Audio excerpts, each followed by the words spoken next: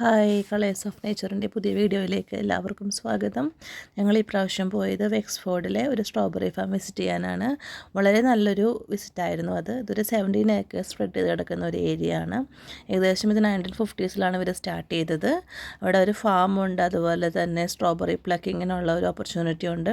Plus restaurant, അവരുടെ തന്നെ കുറച്ച് അനിമൽ ഫാം, അതുപോലെ കുറച്ച് ഫോറസ്റ്റ് ഏരിയ ഫോർ അത് വാക്കിങ്ങിനും കുറച്ച് ഫാമിലി എൻജോയ്മെൻറ്റിനും കൂടിയിട്ടാണ് അവർ ഓപ്പൺ ചെയ്ത് കൊടുത്തിരിക്കുന്നത്. അപ്പോൾ ഇതിൽ ഈ സ്ട്രോബെറി ഫാമിലിനെ ഏറ്റവും കൂടുതൽ അട്രാക്റ്റ് ചെയ്തത് നമുക്ക് പേഴ്സണലി പോയിട്ട് നമുക്കിത് പ്ലക്ക് ചെയ്യാൻ പറ്റും.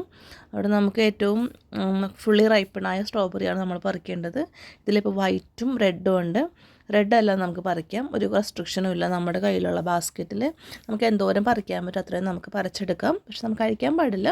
നമ്മളതിന് ശേഷം നമ്മൾ പുറത്തിറങ്ങി അതിന് വെയിറ്റിനനുസരിച്ച് പേ ചെയ്തിട്ട് നമുക്ക് വാഷ് ചെയ്ത് യൂസ് ചെയ്യാം. പക്ഷെ വളരെ ടേസ്റ്റിയാണ്. അതുപോലെ നമുക്ക് ഏരിയ തിരിച്ചിട്ടാണ് അവർ നമുക്ക് തരുന്നത്. അപ്പം നമുക്ക് തരുന്ന ഏരിയയിൽ എന്തോരം സ്ട്രോബെറി ഉണ്ട് അത്രയും നമുക്ക് പറിക്കാൻ പറ്റും. അത് വളരെ തിരക്കുള്ള സമയമായിരുന്നു, ഏകദേശം ഉച്ചയായിരുന്നു.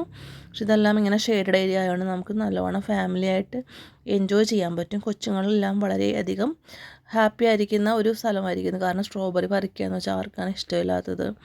അതുപോലെ തന്നെ ഞങ്ങൾ അതിന് ശേഷം അവിടുത്തെ റെസ്റ്റോറൻറ്റിൽ പോയി ഐസ്ക്രീം, അതും സ്ട്രോബെറി ഫ്ലേവറിൻ്റെ ഐസ്ക്രീം കഴിച്ചു. പിന്നെ അതുപോലെ ഞങ്ങൾ കൊണ്ടുപോയ ഫുഡ് ഞങ്ങൾ എൻജോയ് ചെയ്തു.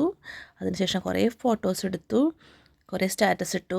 അതുപോലെ ഞങ്ങളതിന് ശേഷം ആ സ്ട്രോബെറി കൊണ്ടുവന്ന് നമുക്ക് എക്സ്ട്രാ കുറേ സ്ട്രോബെറി കിട്ടി. അത് ഞങ്ങൾ കൊണ്ടുവന്നിട്ട് വൈൻ റെഡിയാക്കി. നല്ല ഡെലീഷ്യസ് വൈനായിരുന്നു. ആർക്കെങ്കിലും റെസിപ്പി വേണമെങ്കിൽ ഞാൻ ഷെയർ ചെയ്ത് തരാം. അതുപോലെ ഞങ്ങളിനി അടുത്ത പ്രാവശ്യം പോകാൻ തീരുമാനിച്ചിട്ടുണ്ട്. പിന്നെ അതുപോലെ ഏറ്റവും നല്ല ഡിസിഷനാണ്. നെക്സ്റ്റ് സമ്മറിൽ ഞാൻ സ്ട്രോബെറി എൻ്റെ ഗാർഡനിൽ ഞാൻ ഇൻക്ലൂഡ് ചെയ്യാൻ ഡിസൈഡ് ചെയ്തിട്ടുണ്ട്. അതുപോലെ തന്നെ ഇപ്പോൾ സ്ട്രോബെറി എങ്ങനെ നമുക്ക് അതിൻ്റെ സീഡ് എങ്ങനെ ചെടിയാക്കി മാറ്റാം, അതെങ്ങനെ ടേക്ക് കെയർ ചെയ്യാമെന്നൊക്കെ ഇപ്പോൾ എനിക്കൊരു ഐഡിയ ഉണ്ട്. സോ എന്തായാലും ഞാൻ ട്രൈ ചെയ്യും. അതിൻ്റെ റിസൾട്ട് ഞാൻ അടുത്ത വീഡിയോയിൽ നെക്സ്റ്റ് ടൈം അത് ശരിയായതിന് ശേഷം ഞാൻ ഷെയർ ചെയ്യാവുന്നതാണ്. ഈ വീഡിയോ കണ്ട എല്ലാവർക്കും ഒരുപാട് നന്ദി. നിങ്ങളെല്ലാവരും ഇതിനടുത്താണ് താമസിക്കുന്നതെങ്കിൽ ഇത് കാണാൻ പോകണം. അല്ലാത്ത പക്ഷേ അറ്റ്ലീസ്റ്റ് നമ്മുടെ ക്ലൈമറ്റിന് സ്യൂട്ടബിളായ ഒരു സമയത്ത് സ്ട്രോബെറിയുടെ ഇത് നട്ട് നോക്കണം. വളരെ നല്ല ടേസ്റ്റിയായൊരു, വളരെ എളുപ്പത്തിൽ ഹാൻഡിൽ ചെയ്യാൻ പറ്റുന്നൊരു ചെടിയാണ്. ഇതെൻ്റെ ഒരു ഫേവറേറ്റ് ഫ്രൂട്ടായിരുന്നു ഞാൻ സ്കൂളിൽ പഠിക്കുന്ന സമയത്ത്. എനിക്ക് ഇപ്പോഴാണ് നേരിട്ട് കാണാനുള്ളൊരു ഓപ്പർച്യൂണിറ്റി കിട്ടിയത്. ഈ വീഡിയോയിൽ കാണുന്നതിനേക്കാളും വളരെ ഭംഗിയാണ് ഈ സ്ട്രോബെറി ചെടിയിൽ നിൽക്കുന്നത് കാണാനായിട്ട്. Thanks for watching again. By.